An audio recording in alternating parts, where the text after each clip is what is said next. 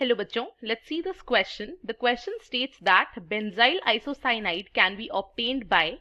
So इस question में हमारे पास यहाँ पर कुछ reactions दे रखे हैं and हमें बताना है इनमें से किस reaction में हमें benzyl isocyanide मिलेगा, right?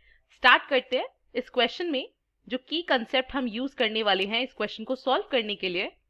Key concept हमारे पास क्या हो जाएगा? That is carbyl amine reaction, right? हमारा जो की कंसेप्ट होगा इस क्वेश्चन को सॉल्व करने के लिए वो हो जाएगा कार्बाइल अमाइन रिएक्शन. सो अगर हम बात करते हैं ऑप्शन नंबर ए की, सो यहाँ पर हमारे पास बेंजीन के ऊपर CH2Br ग्रुप दे रखा है एंड जब ये रिएक्शन AgCN की प्रेजेंस में होगा सो हमारे पास यहाँ पर क्या बनेगा? बेंजीन एंड उसके ऊपर हमारे पास आ जाएगा आइसोसाइनाइड, राइट, CH2NC, राइट. सो हम बोल सकते हैं कि ए से जो बेंजाइल आइसोसाइनाइड है हमें मिल रहा है.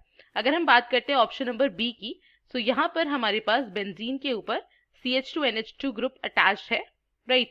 सो इन द प्रेजेंस ऑफ CHCl3 और एक्वस KOH की प्रेजेंस में हमें अगेन यहाँ पे क्या मिल जाएगा? Benzyl isocyanide, that is CH2NC यहाँ पर फॉर्म हो जाएगा. सो अगर हम यहाँ पर बी और सी ऑप्शंस को एक बारी देखें, सो इन दोनों के रिएजेंट्स जो है हमें सेम दे रखे हैं, राइट.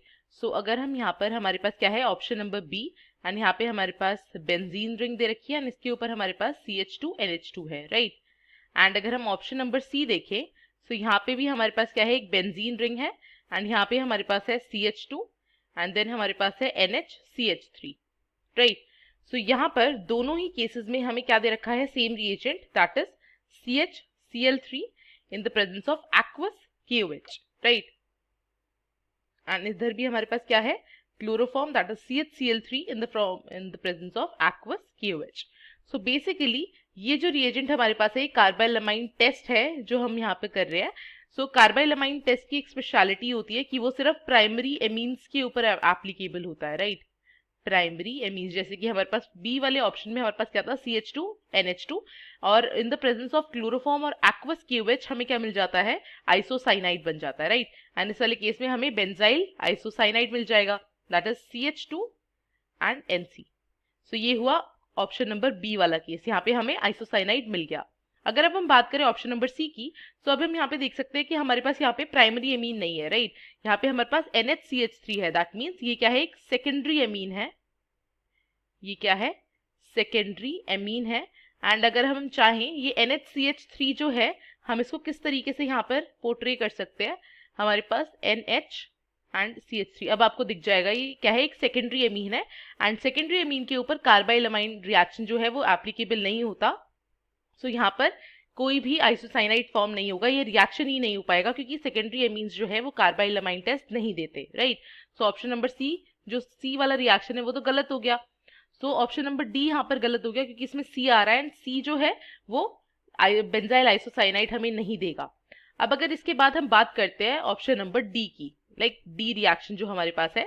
सो यहाँ पर हमारे पास क्या है? हमारे पास बेंजीन रिंग है एंड इसके ऊपर हमारे पास CH2OTS दे रखा है एंड OTS एक अच्छा लीविंग ग्रुप होता है in the presence of KCN, right. So जब ये रिएक्शन होगा सो हमारे पास यहाँ पर बेंजाइल आइसोसाइनाइड नहीं बनेगा, यहाँ पे हमारे पास बेंजाइल साइनाइड बन जाएगा, राइट. CN बनेगा.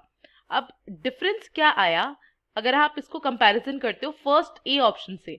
सो ए में हमारे पास क्या दे रखा था? AgCN. सो AgCN इसको इस तरीके से लिख लेते हैं एंड जो KCN है उसको हम इस तरीके से अगर लिखें, सो बेसिकली क्या होता है? K plus and C minus, इस तरीके से आता है यहाँ पर.